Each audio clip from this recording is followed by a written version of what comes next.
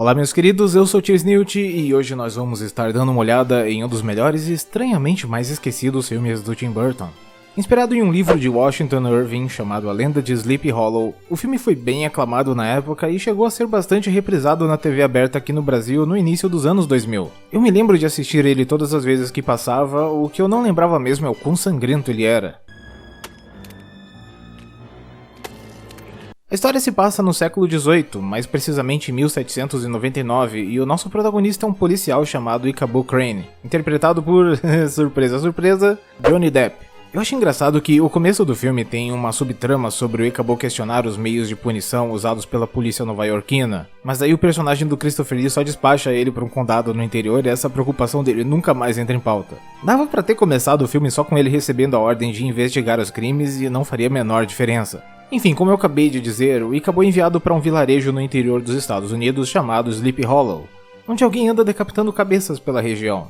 Quando ele chega, não demora muito para conhecer a aristocracia local, se é que dá pra chamar aquela galera assim.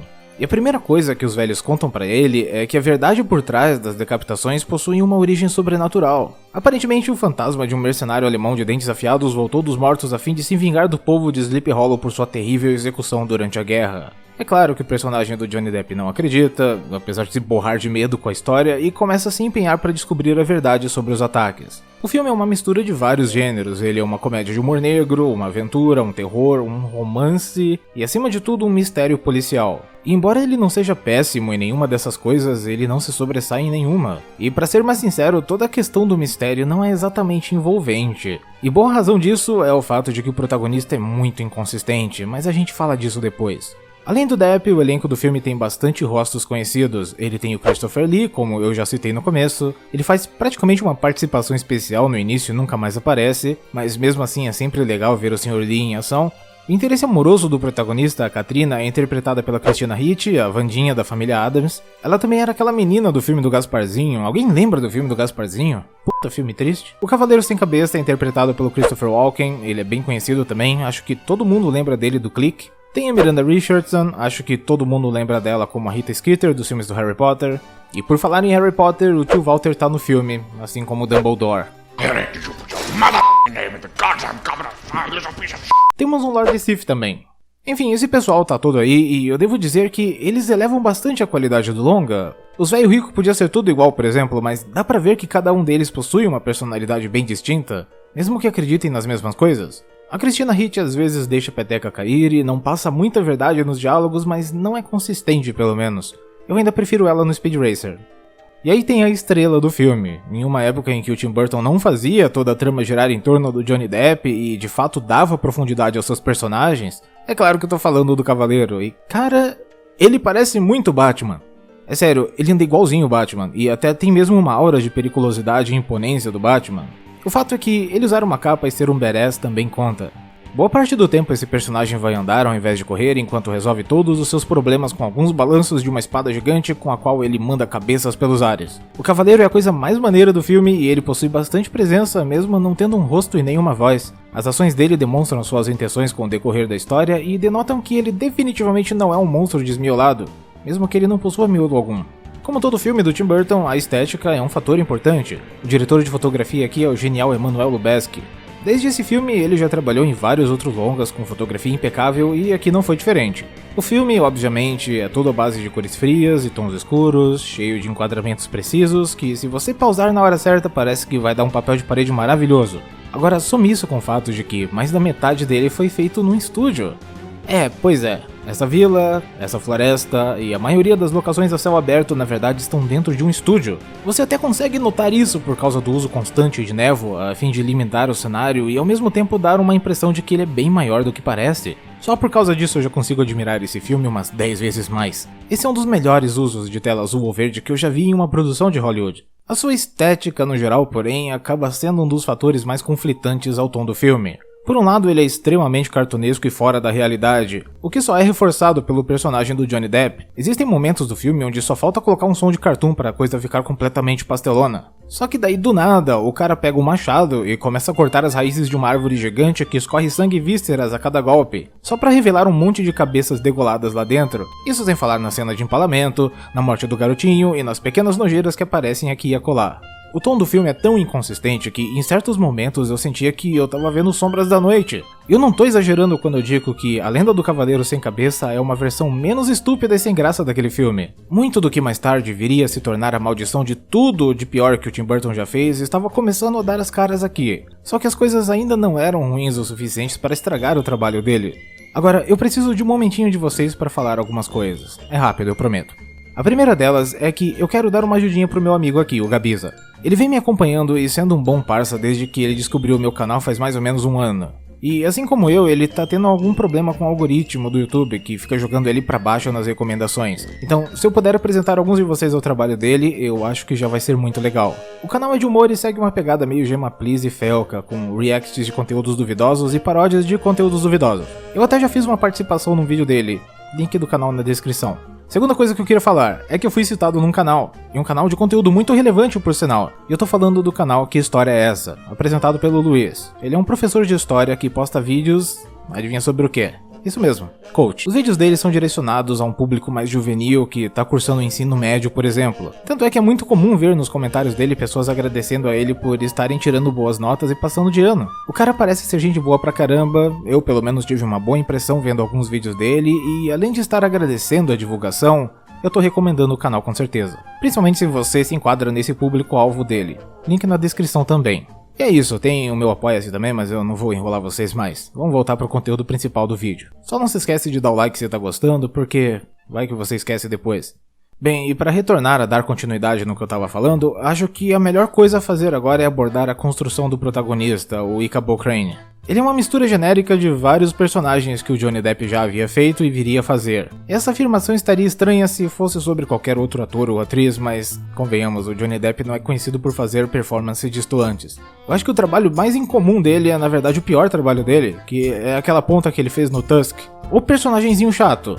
Agora, eu gosto do cara, eu tenho um grande apreço pelo carisma dele e eu não acho que ele estrague o filme ou algo assim. O problema é que o personagem dele não parece concluir o desenvolvimento que a trama tava tentando nos vender, sabe? Com o passar da história, a gente vai vendo uns flashbacks da infância do Crane, a mãe dele aparentemente era uma bruxa e o pai dele ficava stalkeando ela que nem numa novela mexicana. Tudo culmina com a morte dela, uma das cenas mais pesadas do filme, aliás. Isso de certa forma conversa com a relação dele e a personagem da Christina Ricci, que já vamos suspeitando que ela também possa ser uma bruxa com o decorrer da trama. O Ichabod tem essa coisa de não saber se abraça a ideia de que magia talvez exista ou se prende à lógica a fim de se manter mais próximo da verdade. E não é difícil saber que ele faz isso porque ele tem traumas horríveis do que aconteceu com a sua mãe. Até aí tudo bem. Mas o personagem não só passa por nenhum ou quase nenhum momento em que bota o seu dilema à prova, como também é burro demais para ver coisas que estão acontecendo bem na frente dele, e que a gente, o espectador, consegue perceber a 1 quilômetro chegando, como o próprio culpado pela invocação do tal cavaleiro.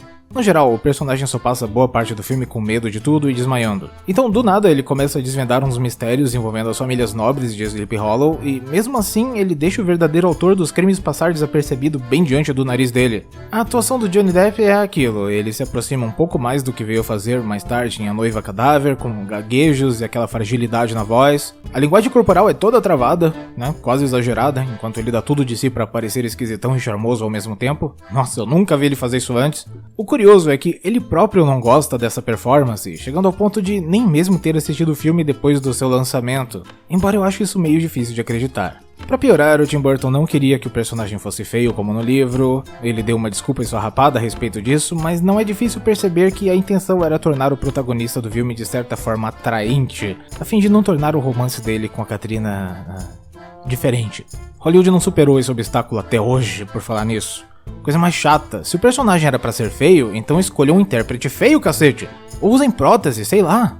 Bem, no final o Ichabod descobre a verdade, que a Katrina, embora aspirante a bruxa, não era vilã, mas sim a sua madrasta, que queria se vingar por ter sido expulsa do vilarejo junto da sua irmã gêmea porque a sua mãe era, adivinha só, uma bruxa. No final das contas, o mercenário alemão era só um fantoche dela que não conseguia partir pro outro lado porque ela escondia o seu crânio e usava ele em rituais que o mantinham submisso. Todo o lance do Crane desconfiar da Katrina faz bastante sentido em certo ponto do filme, mas depois de uma cena em uma igreja, a cisma dele com ela fica muito idiota.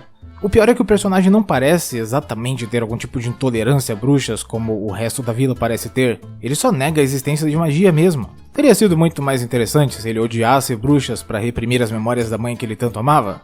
Sim, isso teria sido uma escolha de característica muito arriscada para esse filme? Honestamente, não. Levando em conta o quão violento ele é, fazer do seu personagem um cara cheio de preconceito só para depois redimi-lo no final não seria nada absurdo. O que resta de verdade é aquela mensagem que acaba sendo bem comum nos filmes do Tim Burton, que o que é diferente não necessariamente é ruim, a menos que as pessoas, por preconceito, acabem tornando aquilo ruim. Tá bom, eu acho que só Eduardo Mãos de Tesoura mesmo tem essa mensagem. A Mary, a madrasta da Katrina, não teria crescido como uma vilã se os Alderwoods deixassem a sua mãe continuar vivendo na vila, assim como o Ichabod não seria esquisito se o seu pai não tivesse denunciado a sua mãe? Tá vendo? Faltou mais coisa nessa história. O protagonista poderia, sei lá, ser mais parecido com a vilã, o que seria até poético, já que ela seria uma bruxa e ele odiaria bruxas, e ambos seriam como são por motivos praticamente iguais. Mesmo assim, eu acho interessante que a história se apegue a esse tema. Bruxas são um fenômeno muito interessante. Hoje em dia todo mundo adora elas. Elas são até mesmo um símbolo de força feminina, e tudo isso porque quando olhamos para o passado percebemos que os verdadeiros monstros eram aqueles que as caçavam. Eu já tô ficando sem voz. Algumas considerações finais sobre o filme. O casalzinho até que é bonitinho, embora o romance não seja nada especial, ele não é um incômodo. Existem alguns momentos onde sentimos que os dois estão se apaixonando muito rápido, mas até o final da história faz bastante sentido eles estarem juntos. As sequências de ação são muito boas e cheias de criatividade. Existe aquele elemento Charlie Chaplin que permeia algumas sequências, onde os personagens estão bailando de forma desengonçada e fazendo coisas absurdas, mas isso nunca chega a ser exagerado demais, como em alguns filmes, sei lá, do Spielberg, por exemplo. Mas também não é sem emoção ao ponto de você não se importar. A sequência da charrete é o melhor exemplo disso. O CGI do filme é horrível e envelheceu mal pra caramba, por sorte ele é um elemento raro, o diretor não quis se apoiar demais nessa tecnologia e isso salvou o filme de ser datado nos dias de hoje. A trilha sonora, obviamente, do Danny Elfman é linda, mas não tem como não ser. Ele não consegue fazer música ruim, acho que nem se ele tentasse. O filme faz uma retratação histórica bem pobre, desde as roupas dos personagens, geografia e elementos culturais como essas lanternas de abóboras, tudo é bem fora do lugar, mas se você não prestar muita atenção não chega a incomodar. E por fim tem a morte de uma criança em um dado momento da história, que com certeza pega a gente de surpresa até hoje. Muito mais porque o filme brinca um pouco com a possibilidade do garotinho sobreviver, seja mostrando o cavaleiro saindo da casa sem percebê-lo, ou fazendo uma referência bem legal a Aliens, naquela cena onde a Ripley aparece na empilhadeira para salvar Newt, só que aqui ninguém salva ele e ele é decapitado como todos os outros. E sinceramente, palmas pro filme, que teve coragem de fazer algo realmente chocante. Nunca fez muito sentido mesmo esse negócio de crianças serem intocáveis em filmes de terror. Bem, pelo menos aqui elas não são. E esse vídeo vai ficando por aqui. Se você me acompanhou até aqui, você deve ser uma pessoa muito especial. Se tá chegando agora, dá uma olhadinha nos outros vídeos do canal, quem sabe você não gosta e se inscreve. Eu vou indo nessa, e até logo.